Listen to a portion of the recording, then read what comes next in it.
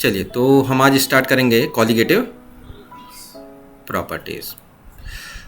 तो colligative properties क्या होते हैं? These are those properties of dilute solutions which depend only on the number of solute. जो किस पे डिपेंड करते हैं? हाँ, तो colligative properties are those properties of dilute solutions which depend only on the number of solute particles present and not on the nature of the solute। मतलब colligative properties क्या होती हैं? सॉल्यूशन में क्या देखेंगे ये प्रॉपर्टीज कि कितने नंबर ऑफ पार्टिकल्स हैं, है ना। नेचर नहीं देखेंगे किसके पार्टिकल हैं, NaCl के हैं या शुगर के हैं, उससे इनको कोई मतलब नहीं होता। ये सिर्फ नंबर ऑफ पार्टिकल्स ही देखती हैं और ये properties number of particles solute particles पे डिपेंड करती हैं। तो कौन कौन सी प्रॉपर्टीज होती हैं colligative? Relative lowering of vapour pressure, ये कॉलिगेटिव प्रॉपर्टी है। एलिवेशन इन बॉइलिंग पॉइंट, ये भी एक क्या है? कॉलिगेटिव प्रॉपर्टी है। मतलब बॉइलिंग पॉइंट में क्या हो जाता है, अगर आप नॉन वोलेटाइल सॉल्यूट ऐड करते हैं तो बॉइलिंग पॉइंट आपका बढ़ जाता है सॉल्यूशन का।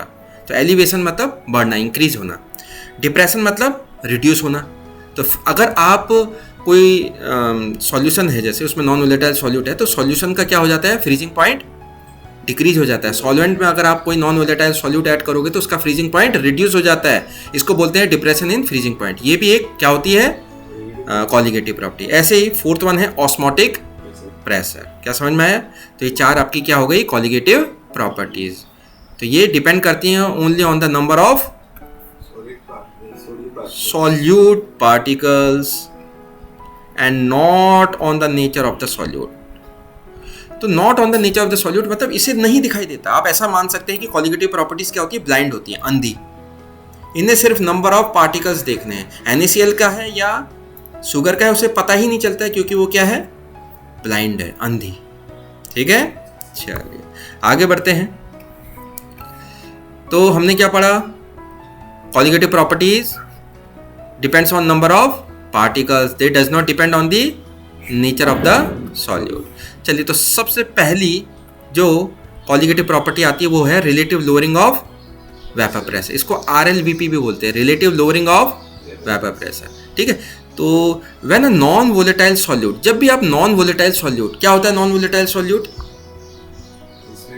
जो वेपराइज नहीं होगा, सिर्फ सॉल्वेंट ही वेपराइज होगा। ठीक है, तो जब आप नॉन वोलेटाइल सॉल्यूट, जैसे आपने साल्ट डाल दिया NaCl या शुगर डाल दिया या फिर आपने ग्लूकोज डाल दिया, फ्रक्टोज डाल दिया, इनके मॉलिक्यूल्स आपके, है ना, ये सॉल्यूट आपके वेपराइज नहीं होते, तो इनको नॉन वोलेटाइल सॉल्यूट बोलते हैं। When a non volatile solute is added to a solvent, तो उससे क्या होता है? वेपर प्रेशर डिक्रीज हो जाता है। ये हम पहले ही पढ़ चुके हैं। तो वेपर प्रेशर क्या होता है? डिक्रीज हो जाता है। अब ये जो डिक्रीज होता है वेपर प्रेशर में, इसको बोलते हैं लोअरिंग ऑफ वेपर प्रेशर, क्योंकि वेपर प्रेशर पहले कुछ था। प्योर सॉल्वेंट का वेपर प्रेशर ज़्यादा रहेगा। अगर उसमें आप solute, non volatile solute add करोगे तो प्रेशर क्या हो जाएगा?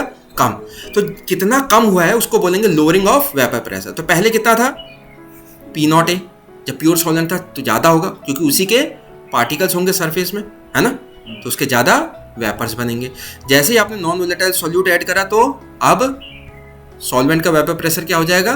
कम हो जाएगा। या सॉल्यूशन का वेपर प्रेशर क्या हो जाएगा? कम होगा with respect to pure solvent. इसको डेल्टा P से रिप्रेजेंट करेंगे। इसको क्या बोलेंगे? Lowering of vapour pressure. अभी रिलेटिव लोअरिंग नहीं हुआ है, अभी क्या हुआ है? लोअरिंग। P0A क्या होगा? Vapour pressure of pure solvent. PA क्या होगा? वेपर प्रेशर ऑफ सॉल्यूशन, या फिर वेपर प्रेशर ऑफ सॉल्वेंट भी बोल सकते हो, after adding the non volatile solute. अब रिलेटिव लोअरिंग कैसे निकालोगे? देखो, आपने डेल्टा P लिख दिया। कितना था delta P? P0A minus PA। अगर आप इसको PA से, P0A से क्या करोगे? डिवाइड कर दोगे, तो ये क्या कहलाएगा? Relative lowering of vapour pressure. वो किसके बराबर होगा? P0A minus PA divided by P0A। ये क्या होगा? Relative lowering of vapour pressure. अच्छा, आपने राउल्ट्स लॉ में पढ़ा होगा, P0A minus PA upon P0A किसके बराबर होता है? काई बी क्या होता है? Mole fraction of non volatile solute. क्या समझ में आया? अच्छा, आगे बढ़ते हैं। तो यहां से क्या पता चलता है कि जो relative lowering of vapour pressure है दैट इज इक्वल टू किसके बराबर है? मोल फ्रैक्शन ऑफ हाँ सॉल्यूट के बराबर है। ठीक है, ये रिजल्ट आपका निकल के आता है। अच्छा, अब ये जो relative lowering of vapour pressure है, ये आपकी कॉलिगेटिव प्रॉपर्टी कैसे है? Because it depends only on mole fraction. किसके मोल फ्रैक्शन पे डिपेंड कर रहा है? सॉल्यूट के। सॉल्यूट का मोल फ्रैक्शन कितना है? काईबी। और मोल फ्रैक्शन किस पे डिपेंड करता है? मोल्स पे। मोल्स मतलब नंबर ऑफ पार्टिकल्स, और नंबर ऑफ पार्टिकल्स पे डिपेंड कर रहा है मोल फ्रैक्शन मतलब नंबर ऑफ पार्टिकल्स से ही तो निकलता है कितने मोल्स हैं, है ना? तो नंबर ऑफ पार्टिकल्स पे ये property relative lowering of vapour pressure क्या कर रहा है? डिपेंड कर रहा है। इसीलिए ये कॉलिगेटिव प्रॉपर्टी कहलाएगा। And it does not depend on the nature of the solute. अगर ये फॉर्मूला आप देखते हो, क्या इसमें इसने पूछा कि बताइए सॉल्यूट का नेचर क्या है? NaCl है, ग्लूकोज है, सुक्रोज है, क्या है? इसको सिर्फ किससे मतलब है? मोल फ्रैक्शन बताओ, सॉल्यूट के मोल्स बताओ। Moles of solute divided by total moles present in the solution, वही तो होता है। क्या इसने किसी का बारे में पूछा नेचर क्या है, कौन सा सॉल्यूट है? सिर्फ नंबर पे डिपेंड कर रहा है। इसलिए relative lowering of vapour pressure किस तरीके की प्रॉपर्टी है? It's a colligative property. चलिए, तो क्या चीज़ें निकल के आती हैं, क्या याद करना है आपको? सॉल्यूट कैसा होना चाहिए? Non volatile. वेपर प्रेशर हमेशा क्या होगा? जब भी आप नॉन वोलेटाइल सॉल्यूट ऐड करोगे तो वेपर प्रेशर सॉल्यूशन का डिक्रीज करेगा। RLVP relative lowering of vapour pressure, it depends only on concentration. Concentration का मतलब क्या हो गया? आपने मोल, ये मोल फ्रैक्शन पे डिपेंड कर रहा है सॉल्यूट के, और mole fraction is a concentration term. तो RLVP depends only on the concentration, है ना? समझ में आया? अच्छा, अब सपोज आपको कोई एक सॉल्यूट जो कि आपको अननोन है, पता नहीं है आपको कौन सा सॉल्यूट है, आपने सॉल्वेंट में मिला के एक सॉल्यूशन बना दिया। अगर आपको पता करना है कि उसका मोलर मास क्या है, अगर आपको किसी सॉल्यूट का मोलर मास पता चल जाए, ठीक है, तो आप बता सकते हैं कि वो सॉल्यूट कौन सा है ना? ऐसा गैस कर सकते हैं। अदरवाइज मोलर मास भी आप पता कर सकते हैं किसी सॉल्यूट का विद द हेल्प ऑफ क्या? RLVP, that is relative lowering of vapour pressure. तो ये पहली जो आपकी कॉलिगेटिव प्रॉपर्टी है, relative lowering of vapour pressure, इससे आप किसी सॉल्यूट का मोलर मास फाइंड आउट या मेजर कर सकते हैं। कैसे कर सकते हैं? देखो, हमने क्या पढ़ा था? P0A minus PA upon P0A is equal to किसके बराबर था? काईबी। काईबी को आप क्या लिख सकते हो? NB upon Na plus NB लिख सकते हो। समझ में आ रहा है? यही होता है। अच्छा, अब क्योंकि यहाँ पे अगर आप ध्यान देंगे तो WA किसका मास है? सॉल्वेंट का। तो A मतलब क्या हो गया? सॉल्वेंट। और B कंपोनेंट का मतलब क्या हो गया? सॉल्यूट। समझ में आ रखा है? यहाँ पे ये माना गया। अब यहाँ पे क्या बोल रहा है? Dilute solution. डाइल्यूट सॉल्यूशन का मतलब क्या होता है? सॉल्यूट की मात्रा बहुत ही कम होती है विद रिस्पेक्ट टू सॉल्वेंट। तो हम, आपका सॉल्वेंट कौन है? Na। तो Na के सामने हम NB को हम क्या कर सकते हैं? नेग्लेक्ट कर सकते हैं, जब तक कि वो ज़्यादा मात्रा में ना हो। तो डाइल्यूट सॉल्यूशन में ज़्यादातर केस में आप क्या करोगे? NB number of solute particles को नेग्लेक्ट कर दोगे डिनोमिनेटर में। किसके रिलेटिव में? सॉल्वेंट के जो पार्टिकल्स है उसके रिलेटिव में। तो यहाँ पे आप क्या कर सकते हो? नेग्लेक्ट। तो ये किसके बराबर हो जाएगा? That is equal to NB upon, इसको नेग्लेक्ट कर दिया तो क्या आ जाएगा? Na। क्यों? Since NB is very very less than Na, solvent बहुत ज़्यादा है। ठीक है, चलिए अब यहाँ पे आप देखो P0A minus PA upon P0A, क्या आपको दिख रहा है? हाँ, NB number of moles, B के है आपका सॉल्यूट। तो नंबर ऑफ मोल्स कैसे निकालते हैं? मास of solute upon molar mass of solute, B solute है, हाँ, अपॉन Na का मतलब क्या हो गया? Number of moles of solvent. तो क्या हो जाएगा? Mass of upon of solvent. ठीक है, और आपको किसका मोलर मास डिटरमाइन करना है? सॉल्यूट का। तो सॉल्यूट का मोलर मास कौन होगा? MB। तो आपका MB क्या करना है? निकालना है। तो अगर मैं इसको अच्छे से लिखूं तो ये जो नीचे वाला है सबसे नीचे MA, वो ऊपर चले जाएगा। ये क्या बन जाएगा? WB into MA upon WA into MB। Math से आपका ये आ जाएगा, ठीक है। चलिए अब हमें एम बी चाहिए, एम बी को हम उधर ले जाएंगे, कहाँ, लेफ्ट हैंड साइड में, बाकी सब राइट हैंड साइड। तो therefore M B will be equal to, देखो डब्ल्यू बी और एम ए तो वहीं रहेगा, अपॉन नीचे क्या रहेगा, डब्ल्यू ए रहेगा, और ये पूरी जो टर्म है यहाँ पे लेफ्ट हैंड साइड, ये पूरा का पूरा कहाँ ले जाओ, नीचे आ जाएगा डिनोमिनेटर में, P not A minus P A upon P not ए। क्या आपको पता चला कि ये एक्सप्रेशन कैसे आया, कैसे डिराइव हुआ? आपके सामने ही मैंने इसको डिराइव कर लिया। क्या समझ में आया आपको? ये डेरिवेशन हो गया। तो कभी भी मोलर मास चाहिए आपको किसका, सॉल्यूट का, तो ये एक्सप्रेशन आप अप्लाई कर सकते हैं। अगर ये याद नहीं है तो आप डिराइव कर लेना, ठीक है। हाँ, यहाँ पे एक चीज़ याद रखिएगा, ये केस किसके लिए है, फॉर डाइल्यूट सॉल्यूशन के लिए केस है। चलिए आगे आते हैं। अब देखिए हमें ये जो कॉलिगेटिव प्रॉपर्टी है जनरली किस चीज़ के लिए यूज होती है, to calculate the molar mass of unknown solute. अब कौन सा सॉल्यूट मिलाया है हमें नहीं पता, लेकिन हम उसका मोलर मास फाइंड आउट कर सकते हैं। तो उसका प्रिंसिपल कैसे होगा, क्या होगा, to calculate molar mass of unknown solute, आप क्या करोगे, मेजर करोगे, क्या, सॉल्वेंट का मास कितना यूज कर रहे हो सॉल्यूशन बनाने के लिए, सॉल्यूट का मास कितना है वो आपको पता होना चाहिए, और वेपर प्रेशर आप निकाल लीजिए, है ना। सॉल्वेंट का प्योर का तो पता ही होगा, और सॉल्यूशन का भी आप निकाल लोगे। तो ये सारी चीज़ें मेजर करने के बाद आप क्या कर सकते हो, सॉल्यूट का मोलर मास कैलकुलेट या मेजर कर सकते हो। क्या प्रिंसिपल समझ में आया कैसे करना है? चलिए अब हम क्वेश्चन पे आते हैं, ठीक है। तो ये relative lowering of vapour pressure का सवाल है, तो इसे हमें करना है। चलिए तो इसे हम सॉल्व करते हैं। Vapour pressure of water, vapour pressure of water at 20 degree Celsius. एक रफ डायग्राम बना लेते हैं, ठीक है। वाटर है 20 डिग्री सेल्सियस पे, कितना है उसका वेपर प्रेशर, 17.5। लेट्स से अब सॉल्वेंट है तो हम क्या कंपोनेंट मान लेंगे, ए मान लेते हैं, ठीक है। और इसमें कोई क्या होगा, सॉल्यूट होगा। तो सॉल्यूट हमें पता चल रहा है, यहाँ पे नहीं पता है, शुगर बोल रहे ना। चलिए तो आपका शुगर सॉल्यूशन है तो शुगर इन वाटर होगा। तो पी नॉट ए आपका कितना दे रखा है, 17.5 mm Hg, ठीक है। और and lowering of vapour pressure भी आपको दे रखा है। लोअरिंग ऑफ वेपर प्रेशर क्या होता है, ये गिवन मान लेता हूँ, ये गिवन चीज़ें मैं यहाँ लिख देता हूँ, यहाँ स्पेस में। तो लोअरिंग ऑफ वेपर प्रेशर क्या होता है, P not A minus P ए, यही तो होता है lowering of vapour pressure. Relative नहीं है, ये लोअरिंग है बस। तो लोअरिंग ऑफ वेपर प्रेशर कितना है शुगर सॉल्यूशन का, 0.061 mm ऑफ Hg। ये आपका क्या हो गया, गिवन इंफॉर्मेशन होगी, गिवन डेटा हो गया। अब आपको पहला निकालना है relative lowering of vapour pressure. कैसे निकालोगे, formula P not A minus upon P not ए, इतना काफ़ी है ना। तो पी नॉट ए दे रखा है,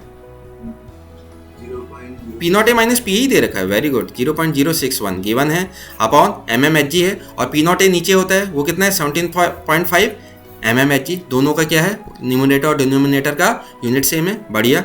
अब इसको आप क्या करोगे, सॉल्व करोगे। तो सॉल्व कर लोगे, तो इसकी मैं वैल्यू लिख लेता हूँ 0.00348। अब क्योंकि इसकी कोई यूनिट होगी नहीं, ऊपर भी आपका क्या है प्रेशर, नीचे भी आपका क्या है प्रेशर, तो यूनिट कैंसिल, तो आपका ये यूनिटलेस होगा, relative lowering of vapour pressure. अब ऐसा करते हैं, इसके बाद सेकंड क्वेश्चन आपको निकालना है vapour pressure of the solution, ठीक है। चलिए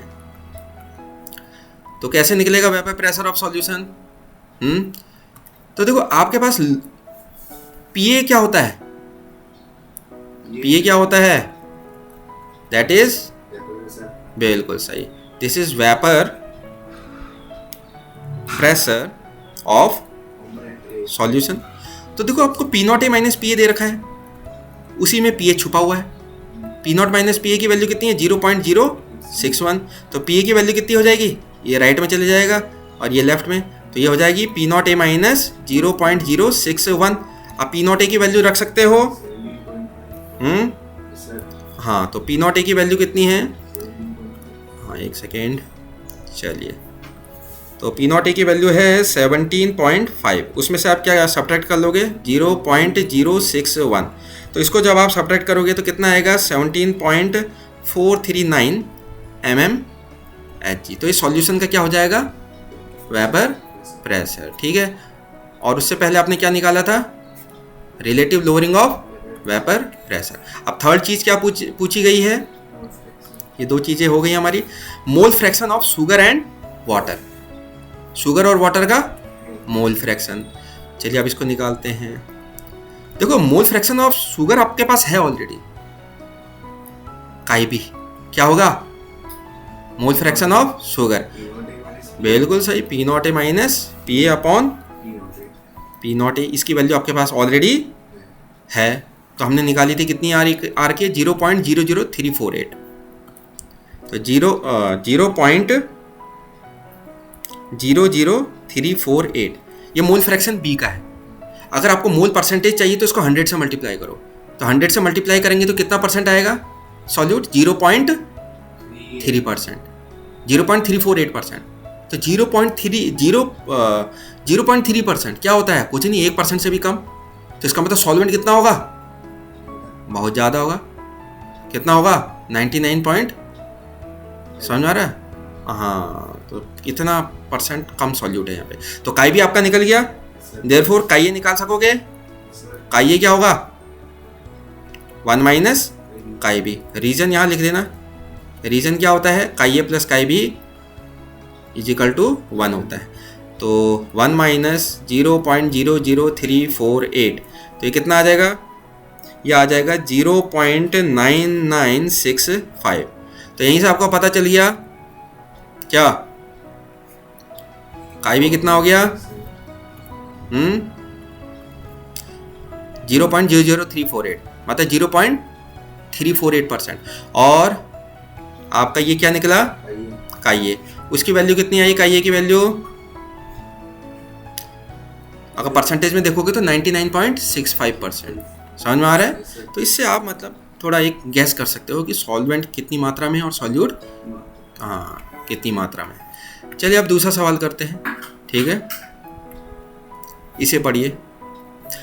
तो क्वेश्चन है calculate the mass of a non volatile solute, ठीक है। क्वेश्चन है calculate the mass of a non volatile solute, जिसका मॉलिक्यूलर मास इन्होंने दे रखा है, ठीक है। तो मास कहाँ पे छुपा होगा, relative lowering of vapour pressure के फॉर्मूले में मोल फ्रैक्शन में, मोल फ्रैक्शन में मोल छुपा है और मोल में मास छुपा है। समझ में आ गया, मोल फ्रैक्शन आ गया तो मास भी आ जाएगा, ठीक है। और मोल के लिए आपको मोलर मास चाहिए होता है, तो थैंक यू, इन्होंने मोलर मास भी सॉल्यूट का दे रखा है। Which should be dissolved in 114 gram octane. तो आपके पास सॉल्यूट है और सॉल्वेंट कौन है ऑक्टेन, ठीक है। और जो ऑक्टेन होता है क्या फॉर्मूला होता है ऑक्टेन का C8H, ये आपका क्या होता है एल्केन होता है, तो CnH2n+2 फॉर्मूला होता है एल्केन्स का। तो अगर n की वैल्यू 8 है तो H की वैल्यू कितनी हो जाएगी, दुगने में 2 प्लस करो, 8 2 16 17 18। क्या समझ में आया आपको, हाँ। तो ये इसका फॉर्मूला पता होना चाहिए। अगर आप मोलर मास निकालने की कोशिश करोगे, क्योंकि मोल है ना, मोलर मास निकालने की कोशिश करोगे तो कितना आएगा मोलर मास, क्योंकि मोल फ्रैक्शन में यूज होगा ना। तो 12 8 जा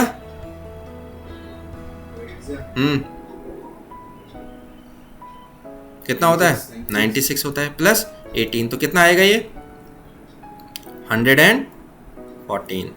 तो इसका क्या हो जाएगा मोलर मास, किसका C8H18 का। अच्छा, क्या आपको समझ में आ गया। अब जब आपने नॉन वोलेटाइल सॉल्यूट ऐड करा ऑक्टेन में तो क्या हुआ, Which should be dissolved in 114 gram octane to reduce its vapour pressure. तो सॉल्यूशन का वेपर प्रेशर मतलब ऑक्टेन का वेपर प्रेशर सॉल्यूशन बनने के बाद कितना रिड्यूस हो गया, इट्स रिड्यूस टू 20% रिड्यूस हो गया। रिड्यूस टू 80% मतलब 20% रिड्यूस हो गया। अगर लेट्स से ऑक्टेन का वेपर प्रेशर अगर 100 था, नॉन वोलेटाइल सॉल्यूट ऐड करने के बाद कितना हो गया होगा, रिड्यूस टू 80 हो गया होगा। अगर पहले आपका प्रेशर लेट से 100 है, 100 पास्कल, अब वैल्यू रिड्यूस टू 80 हो गई तो 100 का 80 तक पहुंच गया ना। रिड्यूस टू 80 मतलब 80 हो गया, 100 का 80, तो कितना रिड्यूस हुआ होगा? 20%। रिड्यूस बाई 80 होता तो 100 में से 80 घटा के तब आपका फाइनल आता 20। रिड्यूस टू का मतलब 100 से कहाँ पहुंच गया? 80, तो कितना रिड्यूस हुआ होगा? 100 में से 80 घटाया 20%। क्या समझ में आया? चलिए अब हम कर सकते हैं, ठीक है। चलिए तो सबसे पहले आपको पता है P not A minus P A upon P not ए किसके बराबर होता है?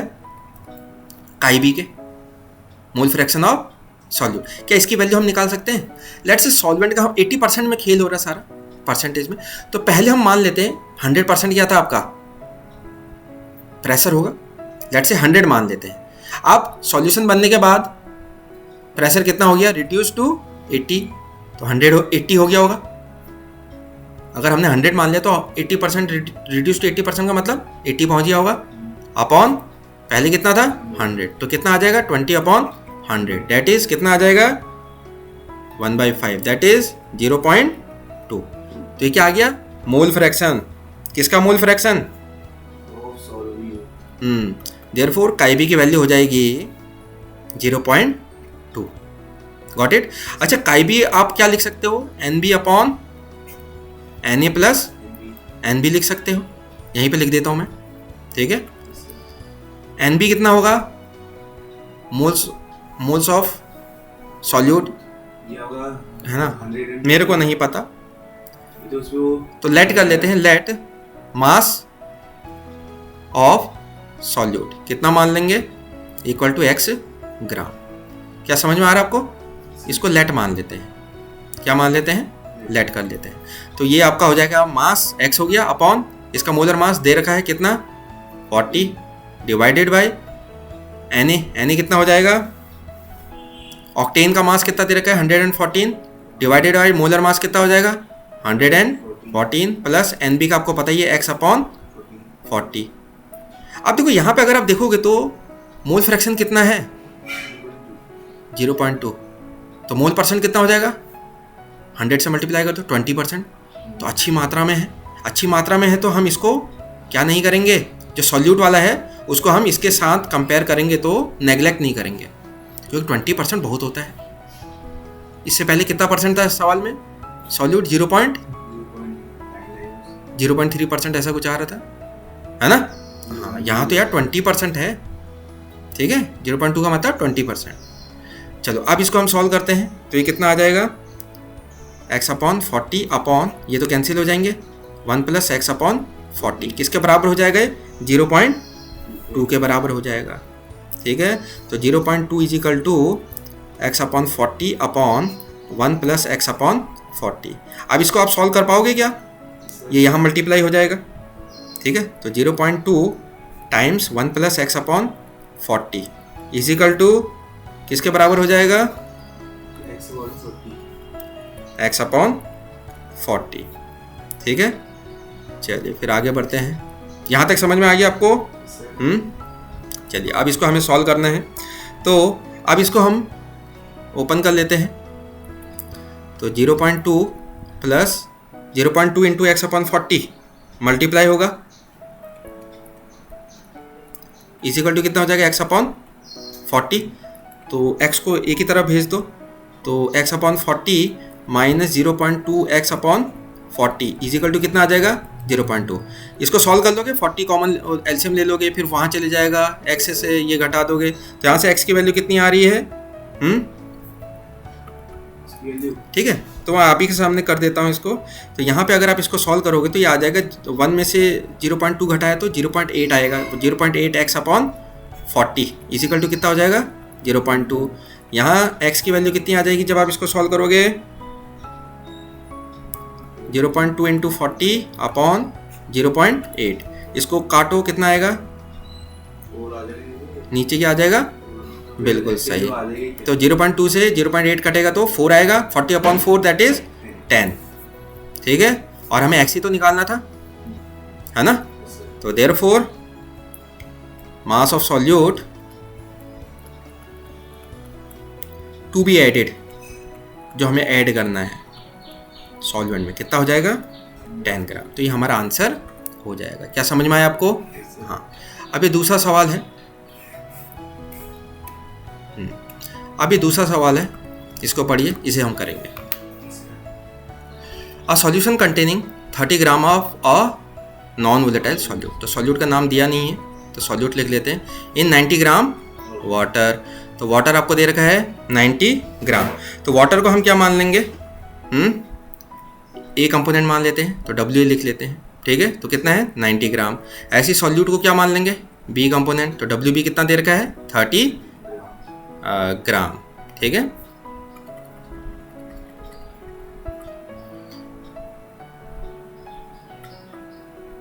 ऐसे ही सॉल्यूट को बी कंपोनेंट मान लेंगे, तो डब्ल्यू बी हमारा कितना दे रखा है? 30 ग्राम दे रखा है, ठीक है। And this solution has a vapour pressure of, तो यानी कि किसकी वैल्यू दे रखी है? पीए की वैल्यू दे रखी है ना, क्योंकि सॉल्यूशन है ना। कितना हो जाएगा? 2.8 kilo pascal at 298 kelvin temperature. Further आपने क्या करा? ये तो एक केस हो गया। फिर आपने 18 ग्राम वाटर ऐड करा है और डाइल्यूट कर दिया सॉल्यूशन को। क्या कर दिया? और डाइल्यूट कर दिया, ठीक है। द न्यू वेपर प्रेशर, अब नया वेपर प्रेशर कितना हो जाएगा?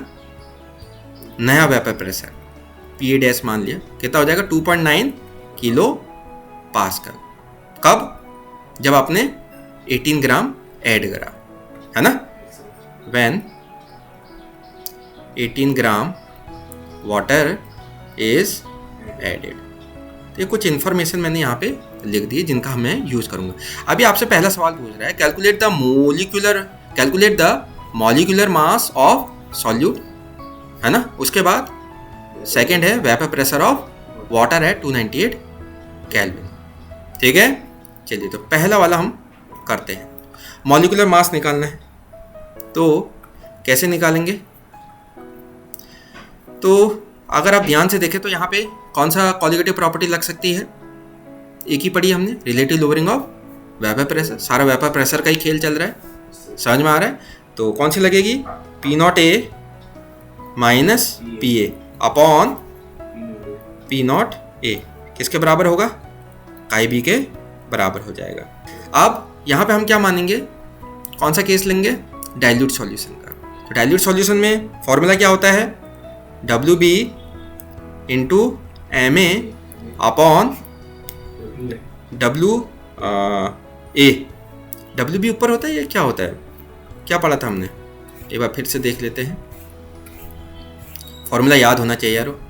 क्या था वो? डब्ल्यू बी ऊपर होता है, डब्ल्यू ए नीचे होता है। बी और ए और बी, है ना। W B upon W A. चलिए, तो यहाँ पे अप्लाई करते हैं। तो W B into M A upon W A into M B, क्या ही लगा सकते हैं हम लोग? इनकी वैल्यूज पता है क्या हम लोगों को? डब्ल्यू बी की कितनी दे रखी थी? हाँ बिल्कुल 30, और मोलर डब्ल्यू बी और डब्ल्यू ए कितना दिया था? 90। क्यों? अच्छा, और सॉल्वेंट का मोलर मास कितना होता है? 18, वाटर है। और सॉल्यूट का मोलर मास कितना दे रखा है? वही तो निकालना है, तो उसको मान लेंगे x। तो यहाँ पे मैं लिख देता हूँ लेट x ग्राम मान लिया। क्या समझ में आया? हाँ, तो आगे बढ़ते हैं। तो 18 कितने जा, तो यहाँ डिस्कस करते हैं। 18 1 जा 18, 5 जा 90, और 5 कितने जा 6 जा। क्या समझ में आया? तो ये कितना हो जाएगा? That is P not A minus solution का दे रखा है, कितना दिया था सॉल्यूशन का? 2.8 अपॉन पी नॉट ए। आपको पी नॉट ए नहीं पता, आपको वो निकालना है वेपर प्रेशर ऑफ वाटर। तो इसका मतलब किसकी बात कर रहा है? पी नॉट ए निकालने की बात कर रहा है। क्या समझ में आया आपको? हाँ, अपॉन ये कितना हो जाएगा? 6 अपॉन एक्स। क्या समझ में आया आपको ये? है ना। चलिए, अब थोड़ा सा हम क्या करेंगे, इसको सॉल्व करेंगे, है ना। तो कैसे सॉल्व करेंगे इसको फर्दर? ये कितना हो जाएगा? P not A divided by P not A कितना आ जाएगा 1 minus 2.8 upon P not A is equal to कितना हो जाएगा 6 अपॉन एक्स। अच्छा अब ऐसा करेंगे हम नेक्स्ट इसको फिर से रीअरेंज करते हैं। चलिए तो अब रीअरेंज करेंगे तो 2.8 अपॉन पी नॉट ए 1 को उस तरफ भेज देंगे तो क्या आ जाएगा 1 माइनस 6 अपॉन एक्स। क्या समझ में आया आपको? ठीक है, इसको फर्दर अच्छे से लिखते हैं तो 2.8 अपॉन कितना हो जाएगा P not A is equal to X minus 6 upon X. ये लेट से आपकी कौन सी इक्वेशन है? पहली इक्वेशन है। क्या समझ में आया आपको? ठीक है, चलिए सिमिलरली दूसरा केस होगा। क्या था दूसरे केस में? आपका सॉल्यूट का मास कितना होगा? वो तो चेंज होगा नहीं क्योंकि वो आपने ऐड करा नहीं, 30 ग्राम होगा। मास ऑफ सॉल्वेंट कितना हो जाएगा? बाद में आपने 18 ग्राम और ऐड करा तो 90 पहले था, 18 बाद में आया तो कितना हो जाएगा 108 ग्राम हो जाएगा। और आपका सॉल्यूशन का प्रेशर कितना पहुंच गया था? Kilo pascal. क्योंकि सॉल्वेंट ज़्यादा ऐड कर दिया तो उसके वेपर्स और बनेंगे, वेपर्स ऐड और ज़्यादा बनेंगे तो वेपर प्रेशर भी देखो बढ़ गया। क्या आपको समझ में आया? ठीक है, देयरफॉर यहाँ पे कौन सी इक्वेशन लगा सकते हो आप? बिल्कुल राउट्स लॉ वाली, सॉरी कौन सी? Relative lowering of vapour pressure वाली। ठीक है, तो P not A minus P A upon P not A is equal to क्या हो जाएगा W B into M A upon into M B. Short में लिख दिया मैंने, ठीक है, समझ जाओगे। डब्ल्यू बी कितना रखेंगे 30, एम ए कितना हो जाएगा सॉल्वेंट का 18, ठीक है, अपॉन डब्ल्यू ए कितना होगा 108, ये बढ़ गया है आपका, इंटू ये एक्स रख देंगे, एम बी वही निकालना है आपको। ठीक है, जब आप इसको अच्छे से सॉल्व करोगे, ठीक है, तो सॉल्व करने में पहले तो वैल्यू रख दो। ये कितना हो जाएगा P not A minus 2.9 upon P not ए, वो तो निकालना ही आपको, इजिकल टू किसके बराबर हो जाएगा 30 इंटू 18 अपॉन 108 इंटू एक्स। ठीक है, अब इसको आप फिर सॉल्व करो, कितना आएगा? 18 की टेबल में आता है कि 108? 18 6 जा कितना होता है 108 होता है 18 6 जा कितना होता है 108, 6 1 जा एंड 6 5 जा, तो ये कितना हो जाएगा 5/x। ठीक है, तो इसको आप जब सॉल्व करोगे तो ये लगभग आ जाएगा 2.9 अपॉन पी नॉट ए। ठीक है, जैसा आपने ऊपर सॉल्व करा था वैसे इसको भी सॉल्व करोगे तो आप कहाँ पहुँचोगे x माइनस 5 अपॉन एक्स, यहाँ पे आप पहुँच जाओगे। ये आपकी इक्वेशन नंबर सेकंड हो जाएगी। तो दो इक्वेशंस आपके पास आ चुकी है। अब आप क्या करोगे?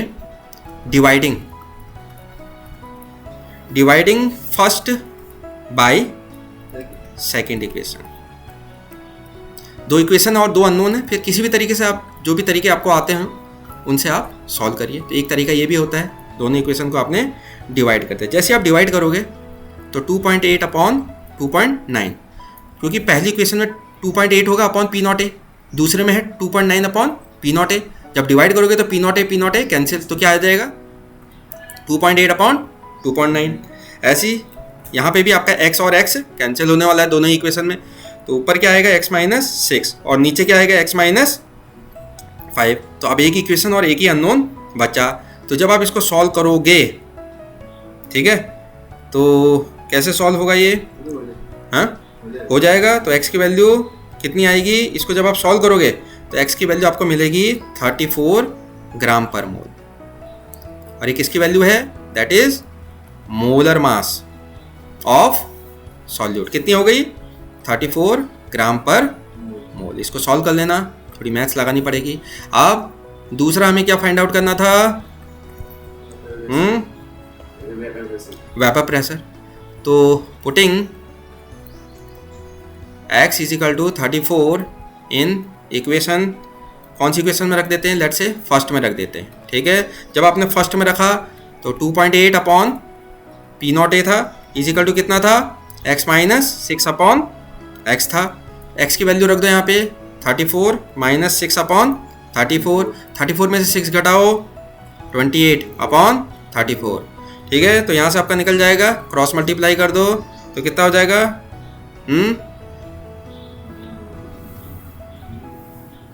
तो ये पी नॉट ए और 28 कितना हो जाएगा, 28 P not A is equal to कितना होगा, 2.8 इंटू 34। ये आपको दिख रहा है करते हुए 2.8 और 28, तो पी नॉट ए कितना हो जाएगा, 2.8 इंटू 34 अपॉन 28।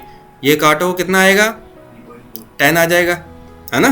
तो ये आ जाएगा आपका, फिर 34 को 10 से डिवाइड करेंगे तो 3.4 और यूनिट क्या रहेगी, किलो पास्कल। तो इस तरीके से आपने इसको भी सॉल्व कर दिया है। क्या समझ में आया, कोई क्वेश्चन, कोई डाउट नहीं?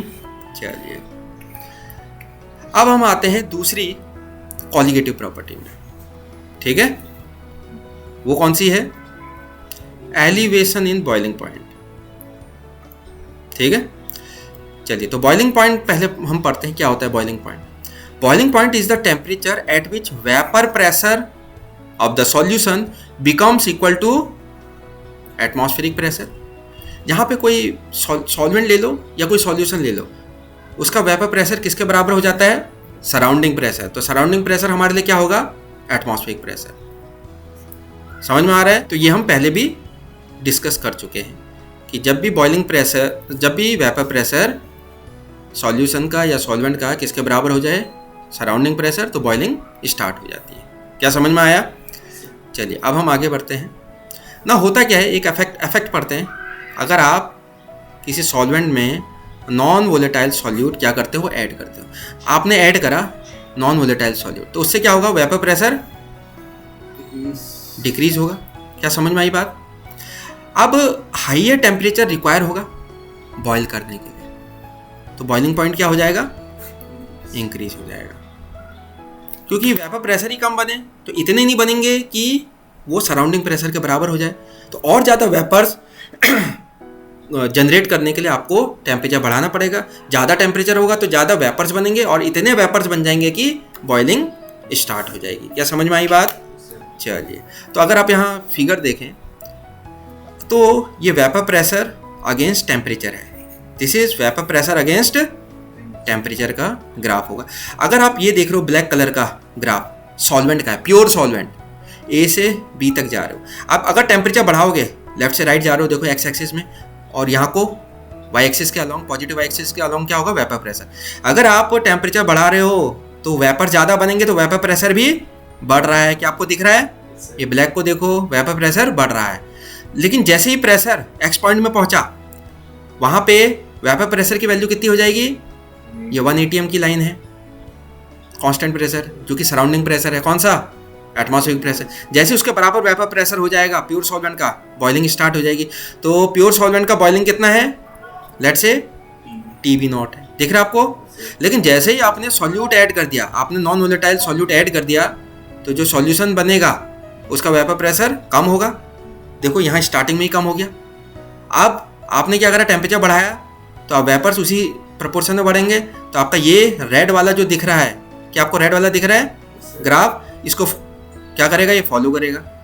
टेम्परेचर बढ़ाते रह रहे हो, वेपर ज़्यादा बन रहे हैं, तो वेपर प्रेशर भी ज़्यादा होगा। और जैसे ही वो 1 atm के बराबर हो जाएगा, बॉइलिंग क्या हो जाएगी, स्टार्ट। तो सॉल्यूशन का जो वेपर प्रेशर जब बराबर हो गया 1 atm के, तो बॉइलिंग स्टार्ट होगी। वो बॉइलिंग क्या हो जाएगी, TB। तो TB देखो, TB नॉट से बड़ा है कि छोटा, बड़ा है। क्यों, यहाँ पे बढ़ रहा है ना, along positive x axis temperature बढ़ रहा है, तो TB बड़ा होगा किससे, TB नॉट से। तो सॉल्वेंट का बॉइलिंग पॉइंट ज़्यादा है कि सॉल्यूशन का बॉइलिंग पॉइंट ज़्यादा है। हाँ, तो यानी कि नॉन वोलेटाइल सॉल्यूट ऐड करने से सॉल्वेंट का बॉइलिंग पॉइंट बढ़ा कि घटा। पहले जो पानी 100 डिग्री सेल्सियस में, लेट्स से वाटर ले लेते हैं एज ए सॉल्वेंट, पानी 100 डिग्री सेल्सियस में बॉईल होता था, अब वो 100 से ज़्यादा, अगर उसमें नमक मिला दिया या चीनी मिला दी, अब उसका बॉइलिंग पॉइंट 100 से थोड़ा ज़्यादा हो जाएगा। क्या ये बात आपको समझ में आई। तो ये जो बड़ा है, ये डिफरेंस जो होगा TB माइनस TB नॉट, इसी को बोलेंगे elevation in boiling point. Elevation मतलब एलिवेट करना, इंक्रीज करना। क्या आपको समझ में आया। हाँ, देयरफॉर आपको क्या मिला, TB नॉट किससे ज़्यादा मिला, सॉरी TB किससे ज़्यादा मिला, देयरफॉर आपको टीबी ज़्यादा मिला टीबी नॉट से। समझ में आ गया? टीबी नॉट किसका बॉइलिंग पॉइंट है? Pure solvent. टीबी किसका बॉइलिंग पॉइंट है? सॉल्यूशन का। तो एलिवेशन इन बॉइलिंग पॉइंट क्या फॉर्मूला हो जाएगा? Minus TB naught. टीबी ज़्यादा होगा, याद रखना, एलिवेट हुआ है ना तो बॉइलिंग पॉइंट ज़्यादा होगा। टीबी नॉट बताता है प्योर सॉल्वेंट है, नॉट का मतलब प्योर सॉल्वेंट। अच्छा, रिलेशन विद मोलैलिटी। देखो एक्सपेरिमेंटली हमें ये पता चला कि ये जो एलिवेशन इन बॉइलिंग पॉइंट है डेल्टा टीबी से जो रिप्रेजेंट करते हैं, ये हमें मोलैलिटी के प्रपोर्शन में मिला। जितनी ज़्यादा सॉल्यूशन की मोलैलिटी होगी, जितना ज़्यादा कंसंट्रेशन होगा सॉल्यूशन का, यानी कि सॉल्यूट की मात्रा ज़्यादा, उतना ज़्यादा बॉइलिंग पॉइंट बढ़ेगा। तो जितना ज़्यादा आप नॉन वोलेटाइल सॉल्यूट ऐड करोगे तो कंसंट्रेशन बढ़ गया सॉल्यूशन का, तो उसका एलिवेशन इन बॉइलिंग पॉइंट भी क्या हो जाएगा? ज़्यादा ही एलिवेशन आपको मिलेगा, तो बॉइलिंग पॉइंट ज़्यादा मिलेगा। क्या समझ में आई बात? चलिए, तो ये प्रपोर्शन में मिला। प्रोपोर्शनैलिटी साइन अगर आपने हटाया, पहले क्या था? Delta T B proportional to molality था, ठीक है? हाँ, अभी प्रोपोर्शनैलिटी सिंबल हटाया तो डेल्टा टीबी इक्वल टू एक कांस्टेंट आ गया केबी, और केबी को हम बोलते हैं मोलल बॉइलिंग एलिवेशन कांस्टेंट। इसको दूसरा नाम भी होता है इब्लियोस्कोपिक कांस्टेंट। क्या समझ में आया? तो ये फॉर्मूला आपके लिए इंपॉर्टेंट हो जाता है। समझ में आया? चलिए, अब ebullioscopic constant K B is the elevation in boiling point. आपको फॉर्मूला क्या है? डेल्टा टीबी इक्वल टू क्या होता है? K B times molality. अगर आपका मोलैलिटी 1 हो जाए, 1 कैसे हो सकती है? अगर आपने मोलैलिटी क्या होता है? Number of moles of solute upon mass of the solvent in KG, ये रेशियो होता है। मास ऑफ द सॉल्वेंट 1 केजी मान लिया और मोल्स आपने सॉल्यूट के कितने मान लिए? 1, तो मोलैलिटी कितनी हो जाएगी? 1। तो केबी किसके बराबर आ गया? Delta T B. तो यहाँ से आपकी डेफिनेशन आ जाएगी, if molality becomes 1 then K B will be equal to the elevation in boiling point. So Kb is the elevation in boiling point produced when 1 mole of solute is dissolved in 1 kg of solvent. क्या समझ में आई? हाँ। अच्छा, unit क्या होगी Kb की? तो Kb को हम क्या लिख सकते हैं? Delta Tb upon molality. Molality की यूनिट क्या होती है? मोल पर केजी। और डेल्टा Tb मतलब डिफरेंस ऑफ टेम्परेचर, इसकी क्या होगी? डिग्री सेल्सियस या फिर केल्विन। तो यूनिट क्या बन जाएगी आपकी केबी की? केल्विन केजी ऊपर चले जाएगा, केल्विन केजी पर मोल, या फिर डिग्री सेल्सियस केजी पर मोल। क्या समझ में आई बात आपको? चलिए important points. Elevation in boiling point एक कॉलिगेटिव प्रॉपर्टी है। क्या है ये कॉलिगेटिव प्रॉपर्टी। क्या फॉर्मूला है? Delta T B is equal to K B times molality. देखो केबी एक कांस्टेंट होता है फॉर अ गिवन सॉल्वेंट। इसकी वैल्यू कौन देता है? सॉल्वेंट। तो आपने वाटर ले रखा है तो वाटर कांस्टेंट है, उसकी हमेशा एक केबी की कांस्टेंट वैल्यू होगी। समझ में आ रहा है? तो यानी कि डेल्टा टीबी किस पे डिपेंड कर रहा है? Molality, number of moles of solute, तो नंबर ऑफ पार्टिकल्स पे डिपेंड कर रहा है सॉल्यूट के। तो इसलिए ये कौन सी प्रॉपर्टी हो गई? कॉलिगेटिव। ठीक है, boiling point itself is not a colligative property but elevation in boiling point is a colligative property. चलिए, अब आपको पता है जनरली colligative property किस यूज के लिए आता है? To determine the molar mass of unknown solute. समझ में आ रहा है? चलो, तो हमने क्या लिखा? डेल्टा टीबी इक्वल टू क्या होता है? K B times molality. K B times molality को हम क्या लिखते हैं? Number of moles. तो number of moles let's say B आपका क्या हो गया? सॉल्यूट। तो number of moles of solute कितना हो जाएगा? W B upon molar mass M B upon mass of the solvent in K G. तो मास ऑफ सॉल्वेंट में क्या मान लूंगा? W A. अब ये ग्राम में दिया होगा तो डिवाइडेड बाय केजी में लिखना है, तो 1000 से आप क्या करोगे? डिवाइड करोगे। इसको अच्छे से लिखो, 1000 कहाँ चले जाएगा? ऊपर। तो K B times W B times 1000, क्यों? डिवाइडेड बाय नीचे क्या रह जाएगा? W A and M B रह जाएगा, डब्ल्यू ए रह जाएगा और एम बी रह जाएगा, is equal to delta T B. अब आपको निकालना है M B, that is molar mass of solute. M B इधर भेज दो, बाकी सब इधर। तो ये K B into W B into 1000 divided by delta T B, denominator में चले जाएगा राइट हैंड साइड में, इंटू किसके साथ मल्टीप्लाई होगा? W A. तो यही फॉर्मूला बना या नहीं बना? तो क्या आपको समझ में आया ये फॉर्मूला कहाँ से आया? तो आप डायरेक्ट ये फॉर्मूला भी लगा सकते हैं to determine the molar mass of solute using elevation in boiling point colligative property. क्या समझ में आया बात आपको? चलिए अब ये सवाल आपको करना है, तो एक बार पढ़ लो। तो आपको क्या दे रखा है? The boiling point of benzene, कोई सॉल्वेंट होगा, इतना दे रखा है। When 1.8 gram of non volatile solute, solute का नाम तो दिया नहीं है लेकिन सॉल्वेंट का दिया है, दैट इज बेंजीन। और बेंजीन का बॉइलिंग पॉइंट आपको बता रखा है, ठीक है। When 1.8 gram of non volatile solute, तो ये आपका 1.8 ग्राम है, was dissolve in 90 gram of benzene, इसका भी मास दे रखा है, वेरी गुड, ठीक है। तो ये आपका हो जाएगा सॉल्वेंट WA हो जाएगा और ये कितना हो जाएगा? सॉल्यूट WB, ठीक है। लेट कर लेना आप, है ना, मैं डायग्राम में ही सारे कुछ गिवन डेटा लिख दे रहा हूँ। The boiling point is raise to, अब आपको पता है एलिवेशन बॉइलिंग पॉइंट होता ही है, तो कितना बढ़ गया? पहले 353 था, तो ये क्या हो जाएगा? रेज टू, तो ये TB हो जाएगा और ये किसका होगा? ये TB नॉट हो जाएगा। क्या आपको पता है? ये TB नॉट हो जाएगा, दोनों वैल्यूज आपको पता है। तो डेल्टा TB निकल जाएगा, क्या होगा डेल्टा TB? TB बड़ा होता है माइनस TB नॉट, तो 354.11 माइनस 353.23, तो यहाँ से आपका निकल जाएगा केल्विन में। Calculate the molar mass of the solute, कहाँ छुपा होता है मोलर मास?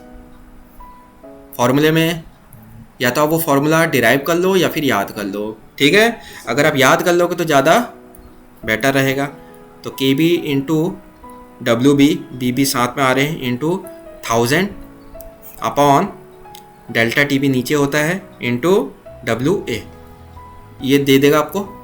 अच्छा, आपको KB की वैल्यू दे रखी है, KB सॉल्वेंट की वैल्यू होती है, तो आप सॉल्वेंट कौन है? बेंजीन, तो बेंजीन का KB आपको पता होना चाहिए, ये गिवन होगा, कितना है? 2.53 केल्विन kg पर मोल। तो ये वैल्यू आप यहाँ रखोगे, लेकिन उससे पहले तो आपको ये निकालना पड़ेगा। तो इसका डिफरेंस कितना आया? इसको जब आप सब्ट्रैक्ट करोगे तो 0.88 केल्विन आएगा, ये वैल्यू आपको पता चल गई। हाँ 0.88 आएगा। 354.11 और 353 है ही, कितना डिफरेंस है? बहुत ही कम है, ठीक है, 1 से भी कम होगा। चलिए, तो यहाँ वैल्यूज़ आप रख दोगे। KB कितना है? 2.53, WB कितना दे रखा है? 1.8, बिल्कुल सही, 1.8 इंटू 1000 डिवाइडेड बाय 90 इंटू 0.88, ठीक है। आप इसको सॉल्व करो, रफली बताओ मेरे को कितना होगा।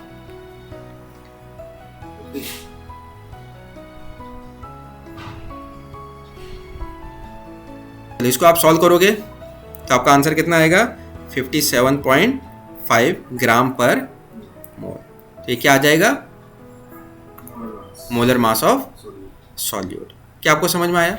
तो देखो कितनी चीज़ें कितनी आसान है ना।